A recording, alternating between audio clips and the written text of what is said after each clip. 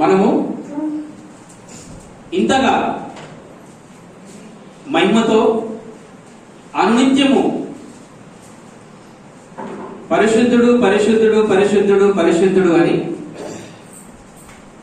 ఆరాధింపబడుతున్నటువంటి ఆ పరలోకపు తండ్రి, ఆరాధిస్తున్నటువంటి ఈ దేవదూతలు, అంటే శాంతికి నిలయమైనటువంటి, మహిమకు నిలయమైనటువంటి, నీతి న్యాయాలకు నిలయమైనటువంటి ఆ పరలోకము రణరంగంగా సమరం, ఒక పోరాటం పరలోకంలో ప్రారంభమవుతుంది. ఇప్పుడు ఈ కోటాను కోట్ల దేవదూతలు, ఆ అధికారులు, ప్రధానులు, సేనాలు, ఒక క్రమము, ఒక పరలోక ప్రభుత్వ పాలన తండ్రి అయిన దేవుడు పరిపాలిస్తూ ఉండేది. ఈ అధికారులకు, ప్రధానులకు తండ్రి ఏం చేసేదంటే, యేసుక్రీస్తు, పరిశుద్ధాత్ముడు, దేవదూతలు వీరందరూ కూడా వీరికి ఒక సభ ఉండేదండి. ఒకసారి చూడండి, యోబు గ్రంథం 15వ అధ్యాయం 8వ వచనం. యోబు గ్రంథం 15వ అధ్యాయం 8వ వచనం. నీవు దేవుని ఆలోచన సభలో చేరి ఉన్నవాడవా? 7వ వచనం. మొదట పుట్టిన పురుషుడవు నీవేనా? నీవు పర్వతములకు ముందుగా పుట్టినవాడవా? నీవు దేవుని ఆలోచన సభలో, సభ ఏం సభ? దేవుని ఆలోచన సభ, అసెంబ్లీ, దేవుని సభ. ఈ సభలో, ఈ సభ ఎక్కడ జరుగుతుంది? ఈ సభలో ఎవరెవరు హాజరయ్యేది? ఈ సభలో జరిగిన చర్చలేంటి? యెషయా గ్రంథంలో మనం ఆలోచన చేస్తే 14వ అధ్యాయం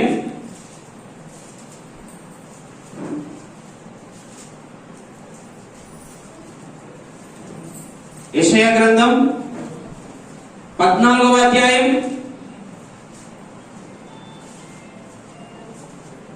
13వ వచనం.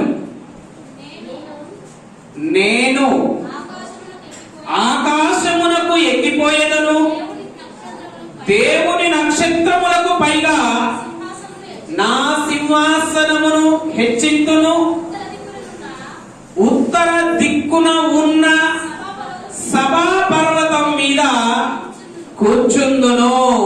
చాలు. మేఘమండలము మీదికి ఎక్కుదును, మహోన్నతునితో నన్ను నేను సమానునిగా చేసుకుందును అని నీవు మనస్సులో అనుకుంది. యోబు గ్రంథం 15వ అధ్యాయం 7-8 వచనాలలో మొదట పుట్టిన పురుషుడవు నీవేనా యోబు అని ప్రశ్నిస్తూ దేవుని ఆలోచన సభలో చేరి ఉన్నవాడవా?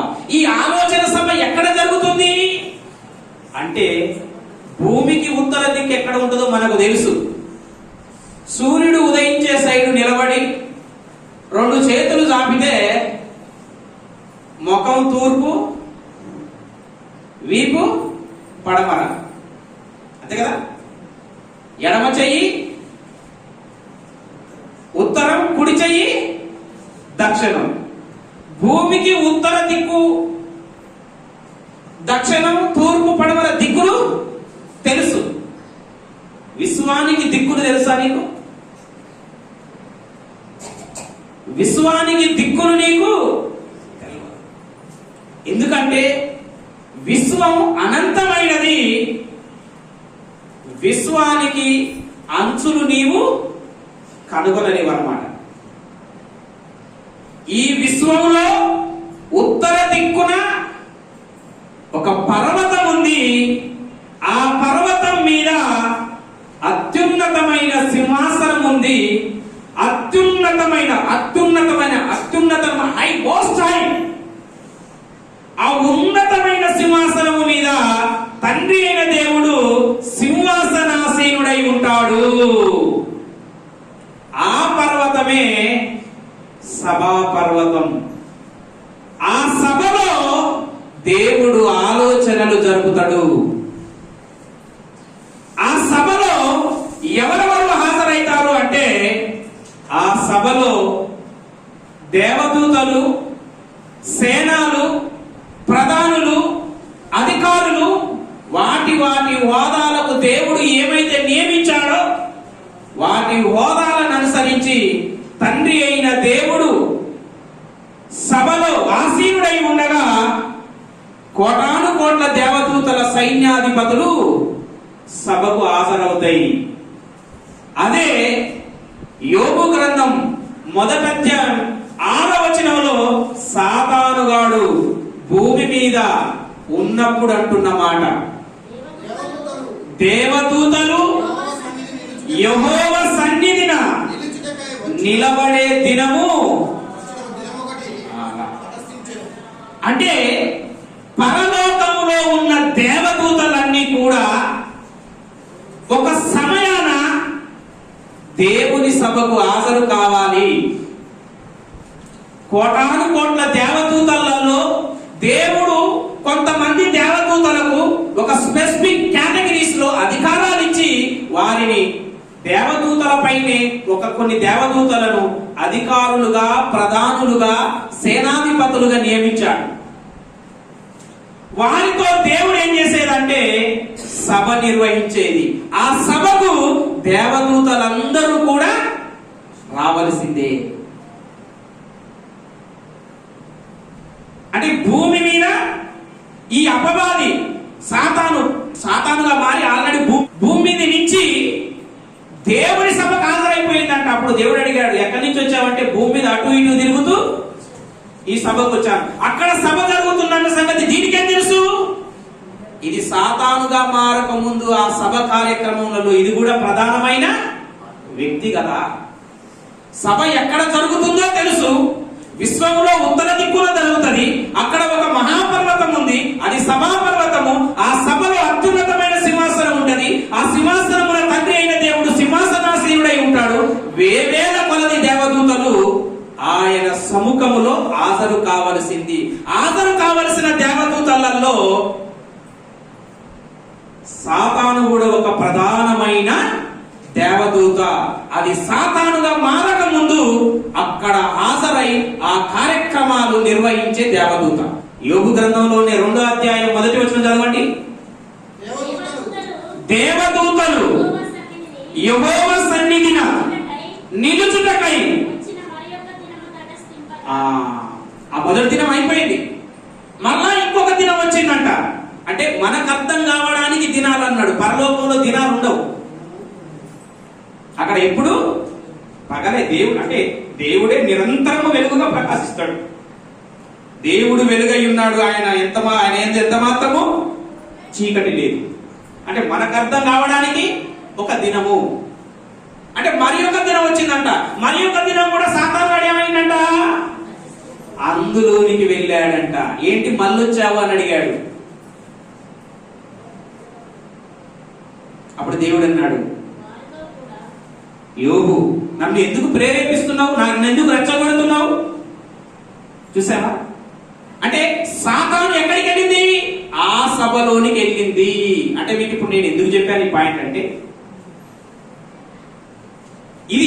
ఇది సాతాను ఎందుకు అక్కడికి వెళ్ళిందంటే వాదించుకోవడానికి వెళ్ళింది, అంటే సాతానుగా వెళ్ళింది అక్కడికి.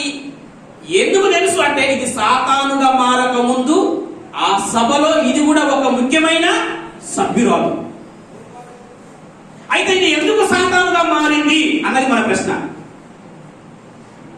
దేవుని ఆలోచన సభలో నీవు చేరి ఉన్నవాడవా? అయితే ఆ సభలో దేవుడు ఏం చేశాడు అంటే, ఏది చెయ్యాలన్నా దేవదూతలో ప్రధానులతో, కుమారుడు యేసుక్రీస్తుతో, పరిశుద్ధాత్మునితో తండ్రి అయిన దేవుడు ఏం చేసేదంటే చర్చలు జరిపి.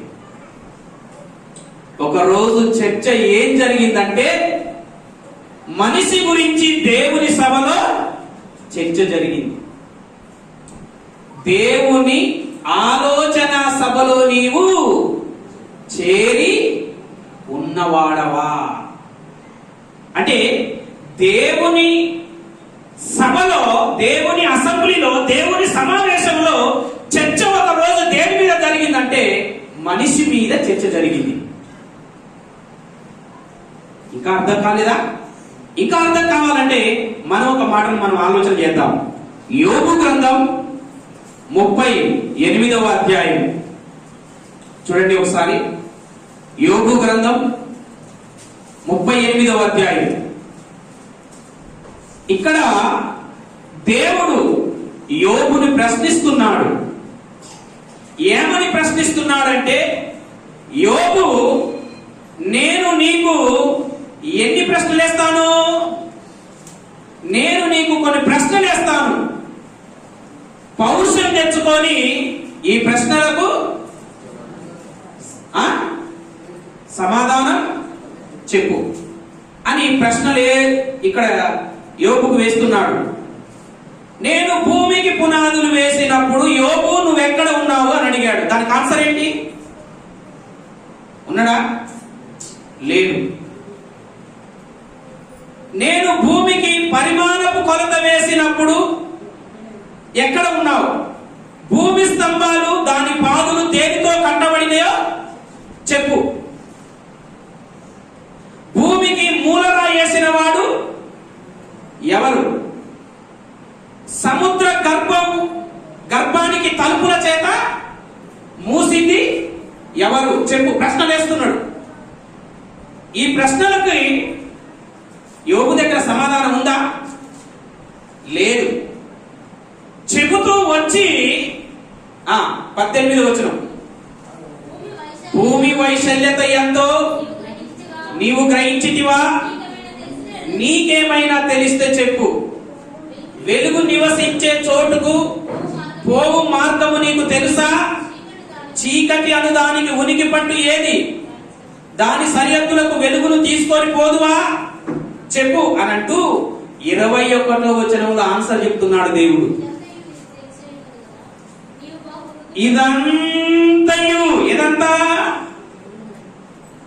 ఇదంతా ఇప్పుడు నేను చేసిన ప్రశ్నలన్నిటికీ నీకు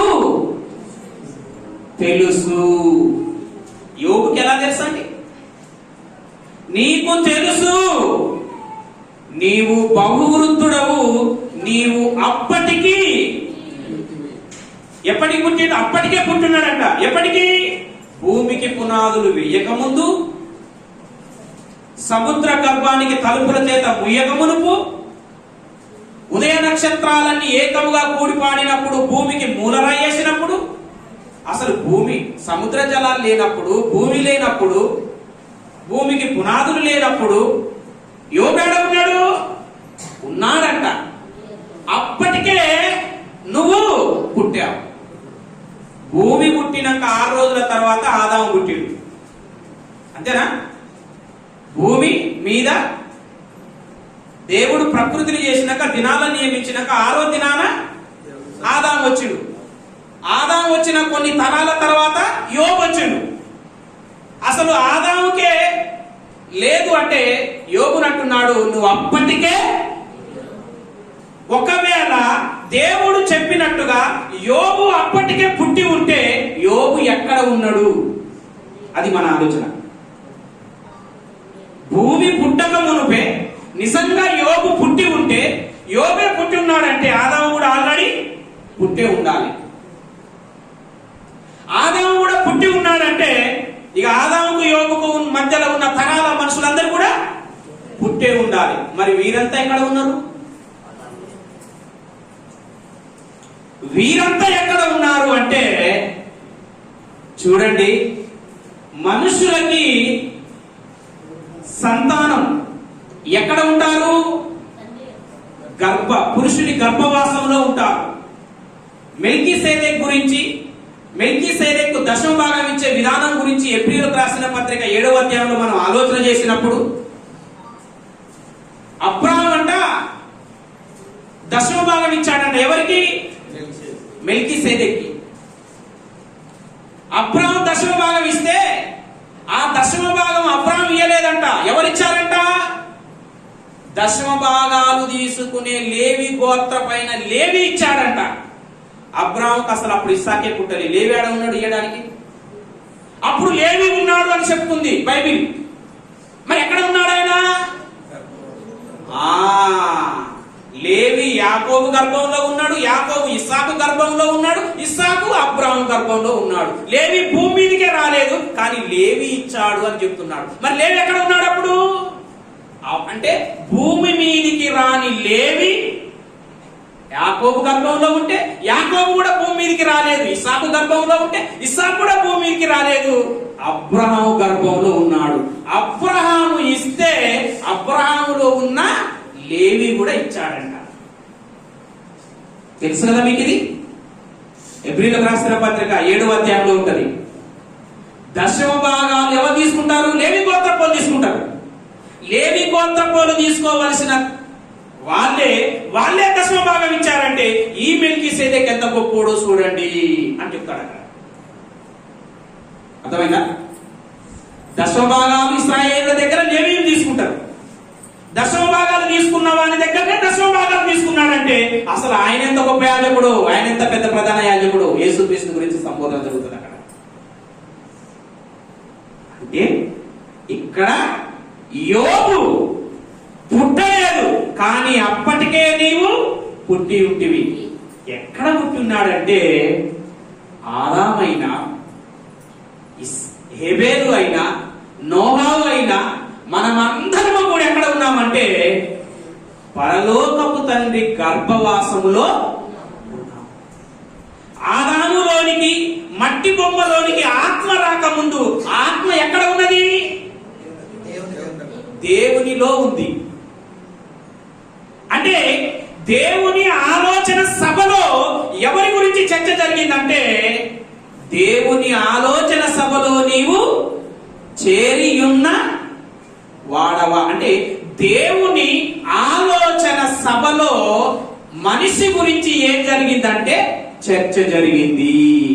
ఆ సభలో ప్రస్తావన మనిషి గురించి వచ్చింది. ఏమని వచ్చింది అంటే, ఇదిగో నాకు పిల్లలు కావాలి, నేను అనంతమైన భూలోకాన్ని నిర్మించబోతున్నాను. ఆ భూలోకంలో ఒక మానవ ఒక మట్టి దేహాన్ని నిర్మించి నేను నా పిల్లలను కని ఆ మట్టి దేహంలో పెట్టి వాళ్లకు శరీరము చేత ఆత్మకు ట్రైనింగ్ ఇప్పించి శిక్షణ పొందించి ఆత్మానుభవం పొందిన తర్వాతకి మరలా మహిమ దేహాలుగా నేను వాళ్ళను ఈ పరలోకానికి తీసుకురావాలి అని ఆ సభలో దేవుడు ఏం చేశాడంటే చర్చించాడు. ఆ సభలో తీర్మానం చేశాడు, ఆ భూలోకం తర్వాత మరలా పరలోకానికి వస్తారు. పరలోకంలో నాతో పాటు వాళ్ళకి సింహాసనాలు, తండ్రైన దేవుని కుడి పార్శ్వాన యేసుక్రీస్తుంటాడు. పరిశుద్ధాత్ముడు నాతో పాటు భూలోకంలో ఉన్న నా పిల్లలు కూడా పరలోకానికి వచ్చినాక ఏమిస్తాను? వారికి సింహాసనాలు ఇస్తా అన్నది దేవుని ఆలోచన. ప్రకటన గ్రంథం 3వ అధ్యాయం 21వ వచనం చదవండి. ప్రకటన గ్రంథం 3వ అధ్యాయం 21వ వచనం. ఆ నా తండ్రితో కూడా ఆ ఆయన సింహాసనమందు కూర్చుండి ఆ ఆ జయించు వారిని నాతో నేను జయించి నా తండ్రితో కూడా ఆయన సింహాసనమునందు కూర్చుని ఉన్న ప్రకారము జయించు వానిని నాతో కూడా నా సింహాసనమునందు కూర్చుండనిచ్చెదను. అయితే భూలోకంలో ఉన్న నా పిల్లలకి కూడా పరలోకంలో ఏముంటాయి? ఏముంటాయా? సింహాసనాలు ఉంటాయి. మరి పరలోకంలో ప్రధానులుగా ఉన్న దేవదూతలకు, అధికారులుగా ఉన్న దేవదూతలకు, కొన్ని శాఖలకు బాధ్యత అధికారం వహించుతున్నటువంటి దేవదూతలకు ఏమి లేవంటే వాటి పరిస్థితి ఏంటో తెలుసా? దేవుడు సింహాసనాసీనుడై ఉంటే సభా పర్వతం మీద ఆ సభకు హాజరైన దేవదూతలు ఎలా ఉండేదో తెలుసా? ప్రకటనగా యెషయా గ్రంథం 6వ అధ్యాయంలో 2 రెక్కలతోని ముఖాన్ని కప్పుకొని, 2 రెక్కలతోని కాళ్ళను కప్పుకొని, 2 రెక్కలతోని ఎగురుతూ యెహోవా పరిశుద్ధుడు పరిశుద్ధుడు పరిశుద్ధుడు అని, అంటే దేవుని సభలో అవి నిలబడవలసిందే గాని వాటికి సింహాసనాలు. కారణం ఏంటంటే వాటిని కలగజేసుకున్నప్పుడే దేవుడు చెప్పాడు, నాకు సేవలు చెయ్యాలి, రక్షణ పొందుకోబోతున్న నా పిల్లలకు పరిచర్యలు చెయ్యాలి. మీరు సేవకులు, మీరు పనివాండ్రు, మీరు పరిచర్య చేసే వాళ్ళే. ఇంట్లో పని చేసే పని వాళ్ళకి ఇంటి యజమానుని సింహాసనం ఇస్తారా? ఇంటి యజమానుని సింహాసనం పక్కన వాళ్ళ సింహాసనం వేస్తారా? ఇల్లంతా పనిచేసి బయట కూర్చొని ఒక ముద్దేస్తే తిని అమ్మగారు మళ్ళీ రేపు వస్తా అని చెప్పి వెళ్ళిపోతాం. అంతేనా? సింహాసనాలు లేవు. అయితే వీరి కన్ను దేని మీద పడ్డది? రైట్. యెషయా గ్రంథం 14వ అధ్యాయానికి రండి. యెషయా గ్రంథం 14వ అధ్యాయం 12వ వచనం. యెషయా గ్రంథం, తేజో నక్షత్రమా, వేకువ చుక్క, నీవు ఎట్లు ఆకాశము నుండి పడితివి, జనములను పడగొట్టిన నీవు నేల మట్టము వరకు ఎట్లు నరకబడితివి. నేను ఆకాశమునకు ఎక్కిపోయేదను, దేవుని నక్షత్రములకు పైగా నా సింహాసనాన్ని హెచ్చించుకుంటానని, నీవు ఉత్తర దిక్కునున్న సభా పర్వతం మీద, దేవుడు కూర్చునే పర్వతం మీద కూర్చుంటానని, దేవునితో సమానంగా నన్ను నేను చేసుకుంటానన్న ఆలోచన నీ మనస్సులో ఎందుకు వచ్చింది? చూసావా? దాని మనస్సు దేని మీద పడ్డది? దేవుడు కూర్చున్న సింహాసనము మీద, దేవుడు కూర్చున్న సభా పర్వతం మీద. ఆ సభలో ఇది కూడా సింహాసనాన్ని కోరుకున్నది. అంటే జయించిన తన పిల్లలకు సింహాసనాన్ని ఇస్తా అన్నాడు. యేసుక్రీస్తు కూడా భూమిలో ఉన్నప్పుడు ఏమన్నాడు? మీరు 12 మంది ఈ లోక పునర్జన్మందు నాతో పాటు మీకేముంటాయి? సింహాసనాలు ఉంటాయి, ఉండవా? అంటే తన పిల్లలకు సింహాసనాలు ఉంటాయి. ఇంత పెద్ద ఆధిపత్యం వహిస్తున్న నాకు ఏమి లేదంటే సింహాసనము లేదు. కాబట్టి నాకు ఏం కావాలి? సింహాసనం కావాలి. నా సింహాసనం ఎక్కడ ఉండాలి? ఎక్కడ ఉండాలి అంటే దేవుని నక్షత్రాలకు పైగా నా సింహాసనం ఉండాలి. నక్షత్రాలంటే నక్షత్రాలు ఇద్దరికి వాడబడింది.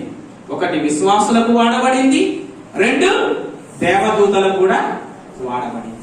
మనం ఇంతకు ముందు యోబు గ్రంథం 38వ అధ్యాయం చూసుకున్నప్పుడు ఏముంది? అక్కడ ఉదయ నక్షత్రములు ఏకముగా కూడి పాడినప్పుడు, భూమికి పునాది వేసినప్పుడు నువ్వెక్కడ ఉన్నావు. ఉదయ నక్షత్రాలు అంటే ఏముంటది అక్కడ ఫుట్ నోట్ లో? దేవదూతలు. అంటే ఈ కోటాను కోట్ల దేవదూతల కంటే నా సింహాసనం ఏమి ఉండాలి అంటే, దేవదూత ఇది కూడా, దేవదూత కోటాను కోట్ల దేవదూతల మీద ఏముండాలి? నా సింహాసనం ఉండాలి. దేవుని సింహాసనం ఒక సైడు, నా సింహాసనం ఒక సైడు, సమానంగా ఉండాలి అన్న ఆలోచన ఎక్కడ పుట్టింది? మనస్సులో పుట్టింది. ఈ మనస్సులో ఆలోచన పుట్టేసరికి దేవునికి తెలియదా? యోబు గ్రంథం 4వ అధ్యాయం 18వ వచనం. యోబు గ్రంథం 4వ అధ్యాయం 18వ వచనం. ఆయన తన సేవకులను నమ్ముటలేదు. అది ఎవరు సేవకులు? దూతలు. ఆయన సేవకులను, పరిచారకులను, దూతలను ఏం చేస్తాడంటే నమ్ముతలేడు. తన దూతల యందు ఏం కనుగొన్నాడు? Something wrong. దూతల మనసుల్లో ఏమో లోపం ఉంది అని తండ్రైన దేవునికి వెంటనే తెలిసిపోయింది. యేసుక్రీస్తు కూడా భూమి మీద ఉన్నప్పుడు శాస్త్రులు, పరిసయ్యులు పైకి యేసుప్రభు దగ్గర మంచిగానే మాట్లాడేది, కానీ వాళ్ళ ఇంటెన్షన్ వేరు. ఏంటి? తప్పు పట్టాలని వచ్చిన యేసుప్రభు దగ్గరికి యేసు ప్రభు వారి హృదయాలోచనలను ఎరిగి సమాధానం చెప్పేవాడు. అంటే పరలోకంలో ఉన్న దేవదూతలు వారి మనస్సులో సాతాను, అంటే ఈ దేవదూతల మనస్సులో ఎప్పుడైతే ఆలోచన పుట్టిందో వెంటనే లోపాన్ని ఎవరు కనుగొన్నారు? దేవుడు కనుగొన్నాడు.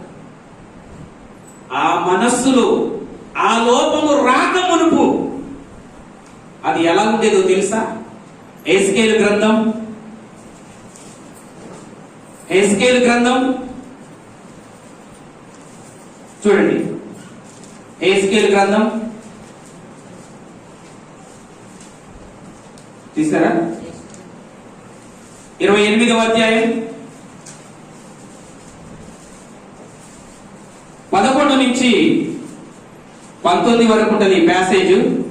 ఇక్కడ ఈ టెక్స్ట్ లో తూరు రాజు గురించి ప్రస్తావన జరుగుతుంది.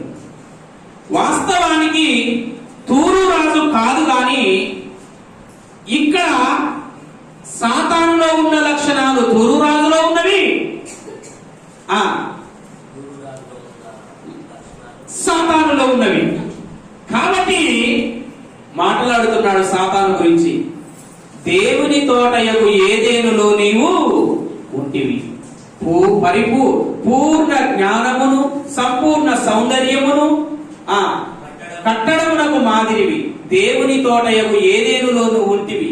మాణిక్యం, గోమేదికము, సూర్యకాంతము, రక్తవర్ణపు, సులిమానురాయి, మరకతము, నీలము, పద్మరాగము, మాణిక్యము, అమూల్య రత్నములతో, బంగారముతో నీవు అలంకరింపబడిన ఒక ప్రధానమైన దేవదూతవు.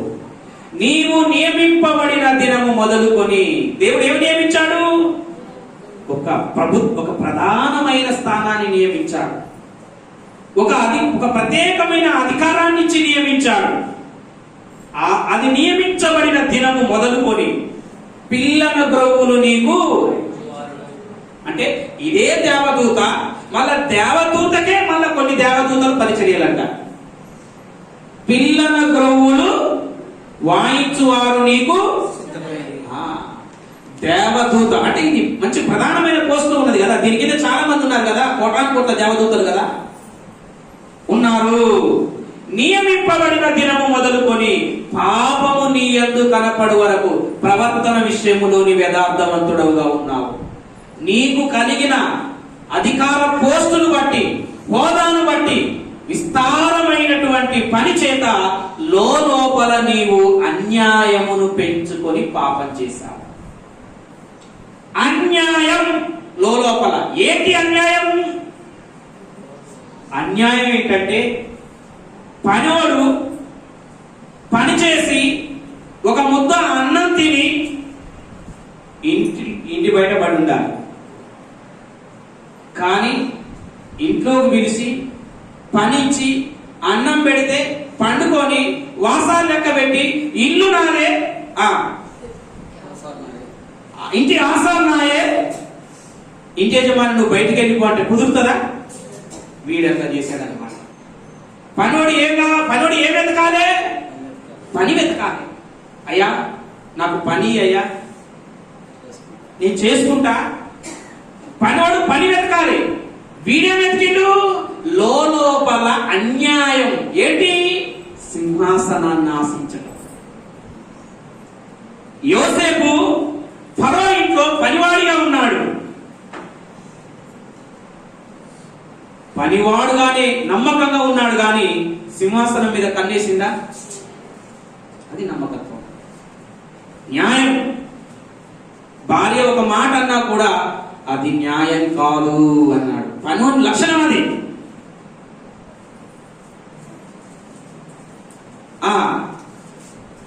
ఈ దేవదూత ఏం చేసిందంటే లోపల అన్యాయం. ఏమన్యాయం? దేవుని సింహాసనం కావాలని, సింహాసనం కోరుకొని తన పక్షాన కొంతమంది దేవదూతలను ఏం చేసింది? తన వైపు త్రిప్పుకుంది. ఎందుకంటే అధికారం చేతిలో ఉంది కదా, దేవుడు ఇచ్చాడు కదా. కోటాను కోట్ల దేవదూతల పైన ఒక విశిష్టమైన అధికారం కలిగిన దేవదూత కదా. యెషయా గ్రంథం 14వ అధ్యాయం 12వ వచనంలో తేజో నక్షత్రమా వేకువ చుక్క. వల్గేట్ బైబిల్లో లాటిన్ ట్రాన్స్లేషన్ లో దాన్ని ఏమంటారంటే లూసిఫర్ అని అంటారు. లూసిఫర్, నీవెట్లు ఆకాశము నుండి ఎందుకు పడ్డాడు? ఆకాశము నుండి దేవుని సింహాసనం కావాలనుకున్నప్పుడు, దేవుడు లోపాన్ని తెలుసుకున్నప్పుడు పన్ను నీకు ఇంట్లో ఉండనిస్తాడా? అక్కడ యుద్ధం జరిగింది. దేవునికి ప్రధాన దూతగా మిగిలిన లూసిఫర్కి, లూసిఫర్ పక్షం వహించిన అపవాది సైన్యానికి, అపవాది దూతలకు పరలోకంలో ఏం జరిగిందంటే యుద్ధం జరిగింది. సింహాసనం కావాలన్నది నెక్స్ట్. ఇంకొకటి ఏం కావాలన్నది అంటే హెబ్రీయులకు రాసిన పత్రిక 2వ అధ్యాయం 5వ వచనం. హెబ్రీయులకు రాసిన పత్రిక 2వ అధ్యాయం 5వ వచనం. మనము మాట్లాడుచున్న ఆ రాబోవు లోకమును దేవుడు ఎవరికి లోపరచలేదు అంటే మనం మాట్లాడుచున్న రాబోవు ఆ లోకం. మనం ఏ లోకం కోసం బతుకుతున్నాం? పరలోకం కోసం బతుకుతున్నాం. ఏ లోకం కోసం మాట్లాడుకుంటున్నాం? పొద్దున్న లేస్తే మనం మాట్లాడుతున్న పరలోకం, ఎదురు చూస్తున్న ఆ పరలోకం, అబ్రహాము పునాదులు కలిగిన పరలోక పట్టణం కోసం ఎదురు చూశాడు. ఆ పరలోకాన్ని దేవుడు ఎవరికి లోపరచలేదు అంటే దేవదూతలు పరలోకం కావాలని అసెంబ్లీలో వాదన చేసినాయి. మాకు పరలోకం కావాలి, మాకు సింహాసనం కావాలి. దేవుడు సింహాసనాన్ని ఇయ్యాలన్నాడు, పరలోకాన్ని మీకు లోబరచను, మీ స్వాధీనంలో నేను చెయ్యను.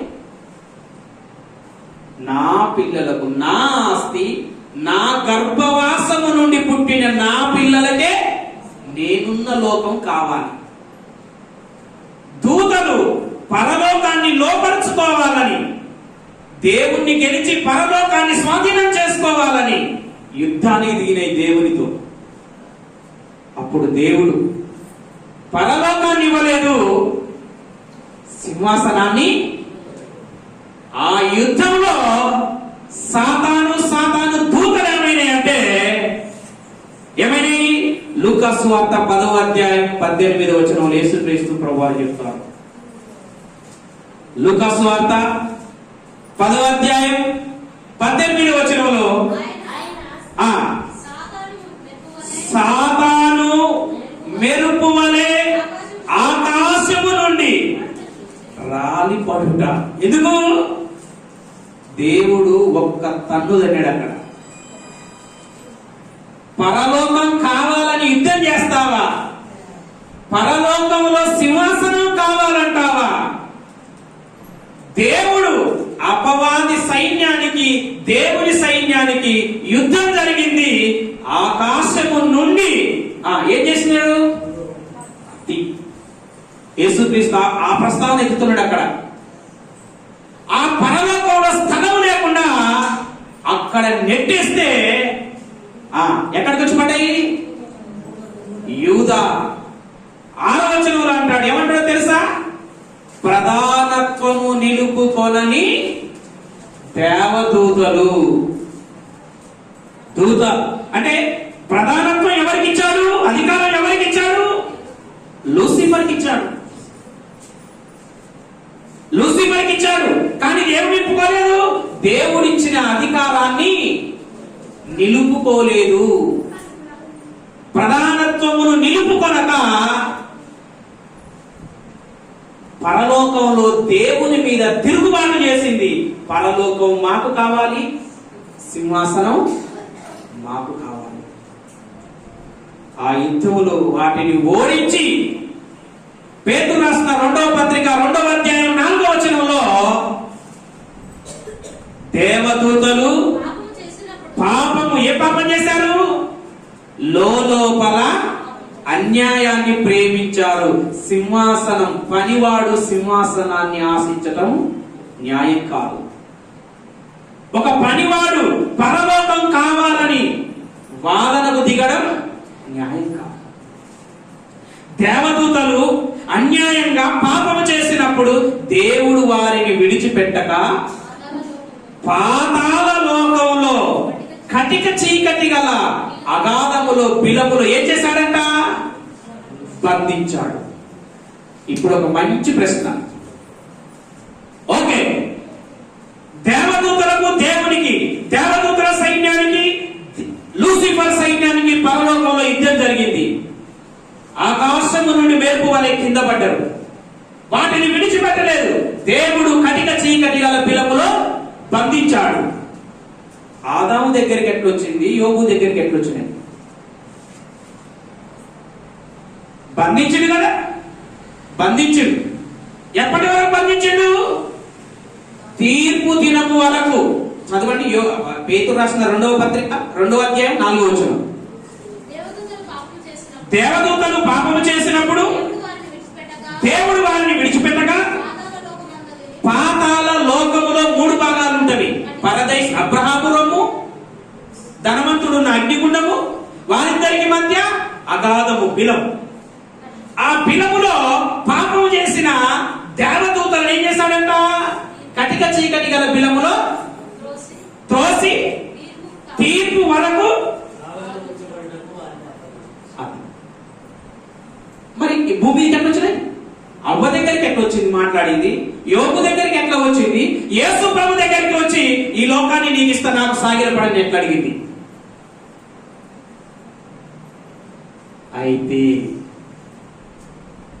అయితే ఇప్పుడు మీకు చెప్తా వినండి. వాటిని బంధించాడు. వాటిని బంధించిన తర్వాతకి దేవుడు ఏదైతే చెయ్యాలనుకున్నాడో, దేవునికి సభలో ఏమైతే ఎదురు చెప్పిందో సాతానును బంధించిన తర్వాతకి దేవుడు తన పని స్టార్ట్ చేశాడు. ఆకాశాన్ని సృష్టించడం, భూమిని సృష్టించడం, భూమి మీద జీవరాశులు, పక్షులు, వీటన్నిటిని సృష్టించడం ప్రారంభించేశాడు. ఆ తర్వాతకి ఏం జరిగిందంటే ఆదామవ్వలను కూడా సృష్టించారు. కానీ ఆ చర్చలో జరిగిన దాని ప్రకారంగా మనం ఆలోచన చేస్తే ప్రకటన గ్రంథం 20వ అధ్యాయం మొదటి 4 వచనాలు చదువుకుందాం. ప్రకటన గ్రంథం 20వ అధ్యాయం చదవండి. పెద్ద సంఖ్యలను చేత పట్టుకొని అగాధము యొక్క తాళము చెవిగల ఒక దేవదూత పరలోకములో నుండి దిగి వచ్చుట చూచితిని. ఆ దేవదూత ఆది సర్పమును అనగా అపవాదని, సాతానని, ఘటసర్పమని పేరును కలిగినటువంటి దీన్ని సాతానుని 1000 సంవత్సరాలు వాణ్ణి బంధించి అగాధములో పడవేసి ఆ 1000 సంవత్సరాలు గడుచు వరకు జనాలను మోసపరచకుండా అగాధమును మూసి దానికి ముద్ర వేసెను. కానీ అటు పిమ్మట వాడు కొంచెము కాలము విడిచిపెట్ట అగాధములో బంధించి భద్రం చేశాడు. అగాధములో ఎంతకాలం ఉంచబడ్డాడు అంటే వాడు 1000 సంవత్సరాలు ఉంచబడ్డాడు. అంటే 1000 సంవత్సరాలు అంటే కరెక్ట్ గా 1000 సంవత్సరాల అసలు అపవాది పాపం చేసినప్పుడు అసలు అపవాది పాపం చేసినప్పుడు సూర్యచంద్రులు ఉన్నారా? లేరు. సూర్యచంద్రులు లేనప్పుడు రోజులు దినాలు ఉంటాయా? ఉండవు. దినాలు ఉన్నప్పుడు మాసాలు ఉంటాయా? ఉండవు. మాసాలు ఉన్నప్పుడు సంవత్సరాలు ఉన్నాయా? ఉండవు. అసలు సంవత్సరాలు లేనప్పుడు 1000 సంవత్సరాలు ఎట్లా చెప్పబడ్డది ఇక్కడ?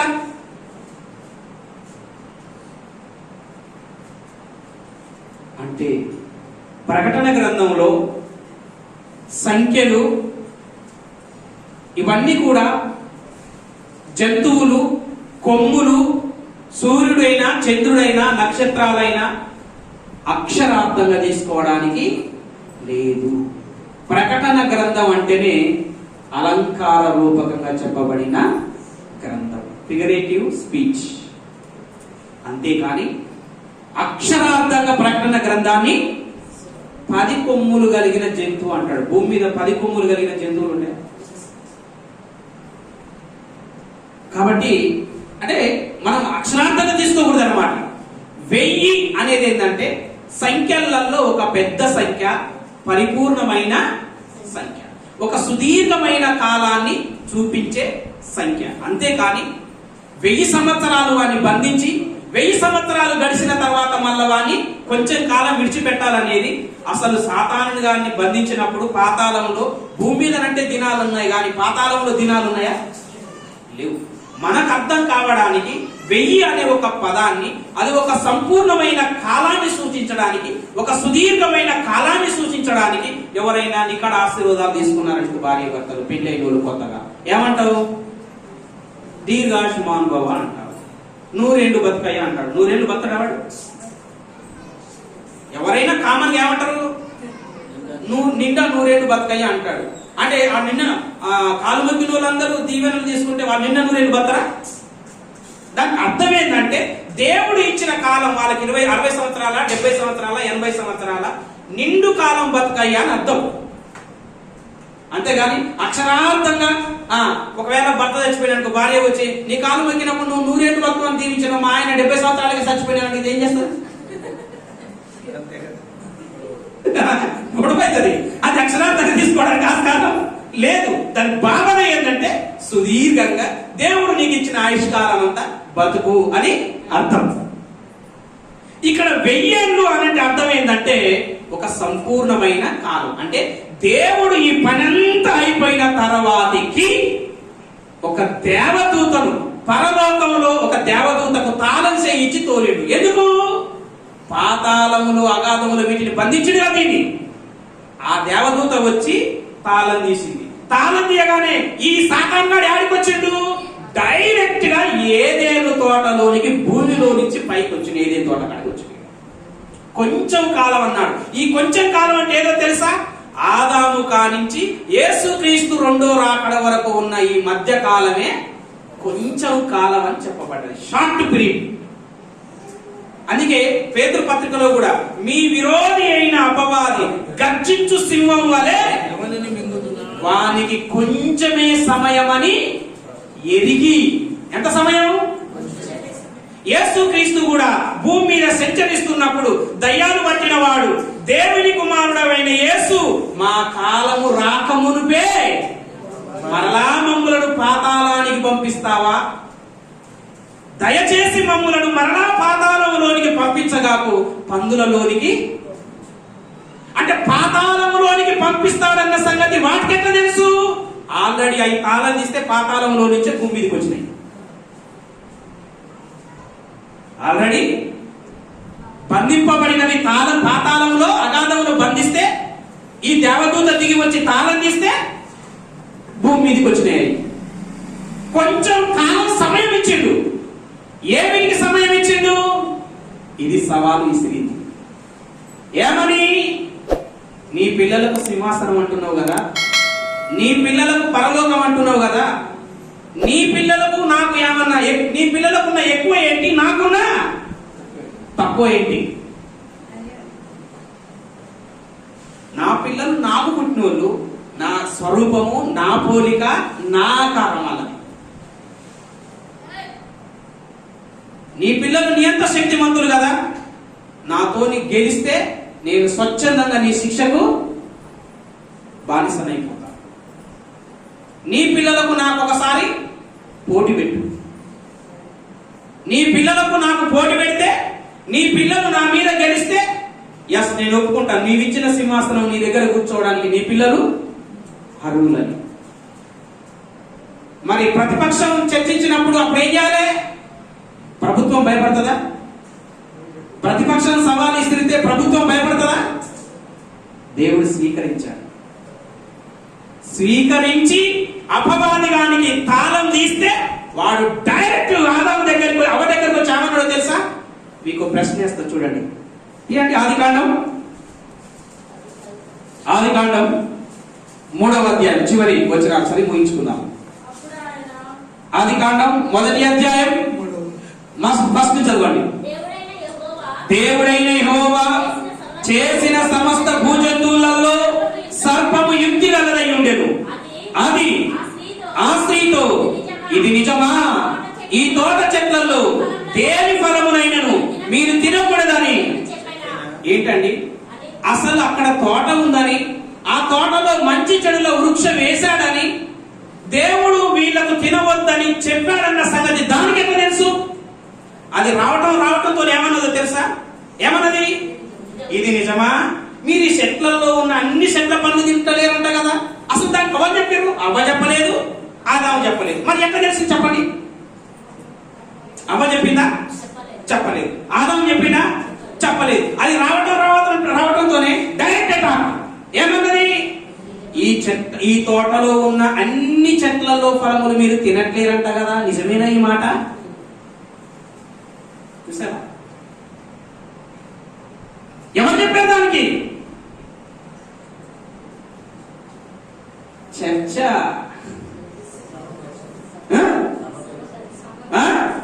సభలో చర్చ జరిగింది.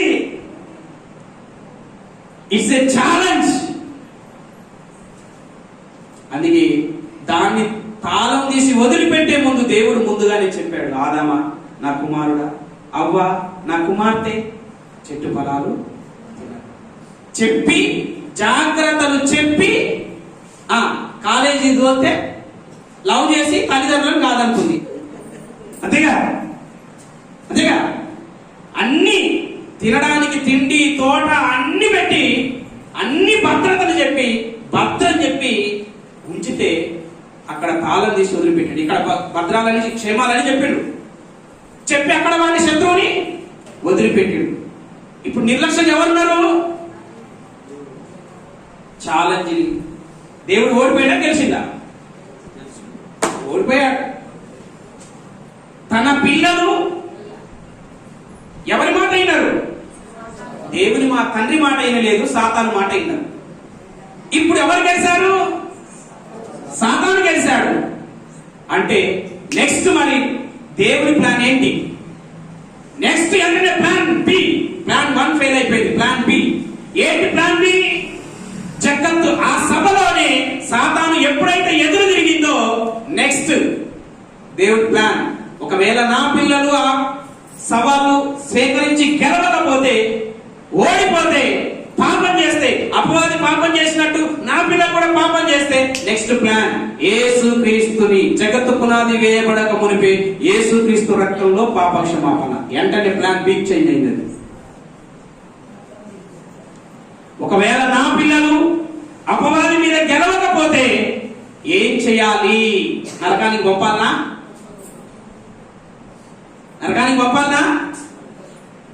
పాప పరిహారానికి వేరే మార్గం చూస్తా. యేసుక్రీస్తుని భూమి మీదకి పోతాను. అప్పుడు దేవుడు ఆలోచన చేస్తున్న యెషయా గ్రంథంలో, ఎవరిని పంపుదును? ఎవరు పోతారు? నా పిల్లలు ఓడిపోయారు, ఎవరు పోతారు సభలో దేవుని చర్చ? యేసుక్రీస్తు అన్నాడు, నేనున్నా, నన్ను పంపు, నేను గెలిపించుకొని వస్తా. అప్పుడు తండ్రి సవాలుని యేసుక్రీస్తు స్వీకరించి భూమి మీదికి వచ్చి, నువ్వు వచ్చినవా? మళ్ళా అపాది డైరెక్ట్ అటాక్ చేసింది. ఏమని? నువ్వు నిజంగా దేవుని కుమారుడు అయితే, నువ్వు నిజంగా దేవుని కుమారుడు అయితే శిఖరం మీద నుంచి అసలు నువ్వు నాకు ఒక్కసారి మొక్కితే పరలోక మహిమ కన్నా భూలోక మహిమ మొత్తం నీకు ఇస్తావా?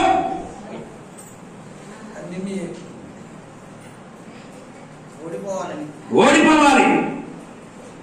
జయించిండు, సిలువకి ఎక్కించింది, చచ్చిపోయిండు. చచ్చిపోయినప్పుడు సాతాను ఏమన్నదంటే, అప్పుడు సంకల్ప పట్టి దేవని దేవుని కుమారుడిని సిలువకి ఎక్కించిన నేనే గెలిచిన అన్నది. ఆయన పునరుత్థానుడైనాక అసలు విషయం బయటపడ్డది. వచ్చే పిచ్చి సన్నాసి, ఆయన కాసిన రక్తంలో అందరికీ నా పిల్లలకు క్షమాపణ కలిగింది, మరలా రక్తంలో కడుక్కున్న నా దగ్గరికి దత్తపుత్రుడుగా తీసుకున్నానే అని అన్నాడు. అమ్మా, నేను సిలువకి ఎక్కించి ఏం తప్పు పని చేసిండ్రా నాయన అని అనుకున్నది. అర్థమైందా? సిలువకి ఎక్కించి ఏం తప్పు పని చేశారా నాయన అని అనుకున్నది. ఇప్పుడు మనకు దేవుడు ఏమి సవాలిస్తున్నాడో తెలుసా? ప్రకటన గ్రంథం 3వ అధ్యాయం 21వ వచనంలో ఇద్దరు చదివారు, నేను జయించిన ప్రకారం ఎవరైతే లోకాన్ని జయించుతారో, జయించిన వారికి ఏమిస్తా అన్నాడు? అంటే లోకం అంతా ఎవరిది? అది దేవుడితో సవాల్ చేసి వచ్చింది. దేవుడు చెప్తున్నాడు, నా పిల్లలారా, అది నాతో సవాలు చేసి మీ దగ్గరికి వచ్చింది, మీరు దాన్ని ఓడగొట్టి వస్తే నేను మీకు సింహాసనాన్ని ఇస్తాను. అది ఏ సింహాసనం కోసం అయితే పోరాటం చేసి నీతో యుద్ధానికి దిగిందో, నువ్వు దాన్ని జయించి ఓడగొట్టి వస్తే నేను నీకు సింహాసనాన్ని, దానికి ఇయ్యని సింహాసనం నీకు ఇస్తాను. అది ఏ లోకం లోపరుచుకోవాలని యుద్ధం చేసిందో ఆ లోకాన్ని నేను నీకు ఇస్తాను. కానీ నువ్వేం చేయాలో తెలుసా? ఏం చేయాలి?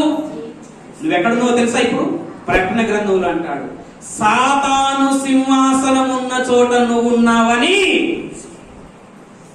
సాతాను సింహాసనం ఉంది, కనీసం చూసావా? కోరిక సచ్చినా కూడా కొన్ని, ఒక అఘోర అంటుంది ఒక మాట, అఘోర తెలంగాణ ఆంధ్ర రాష్ట్రాలు హల్చల్ చేస్తుంది, సూసైడ్ చేసుకుంటాను.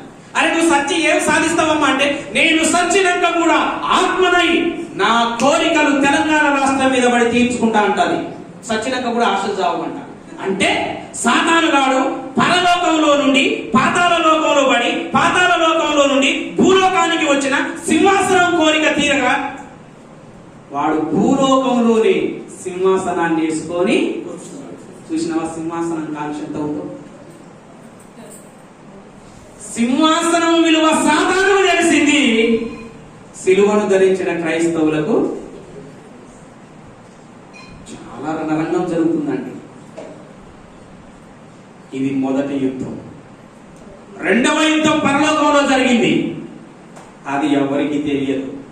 ఇంతవరకు యూట్యూబ్లో కూడా చెప్పలేదు. నేను సెర్చ్ చేశాను, చూశాను కూడా. ఇది మొట్టమొదటిగా జరిగిన పరలోకపు యుద్ధం. రెండవ యుద్ధం ఎందుకు జరిగింది అన్నది మరో లేఖనాల పరిశోధన సదస్సులో, పరలోకంలోనే చిట్ట చివరి యుద్ధం జరిగింది, ఎవరెవరికి జరిగింది, ఏ కారణం మీద అది జరిగింది అన్నది రెండవ యుద్ధాన్ని మనం తెలుసుకుందాం. ఓపికతో విన్నారు. మీకందరికీ చాలా సంతోషం.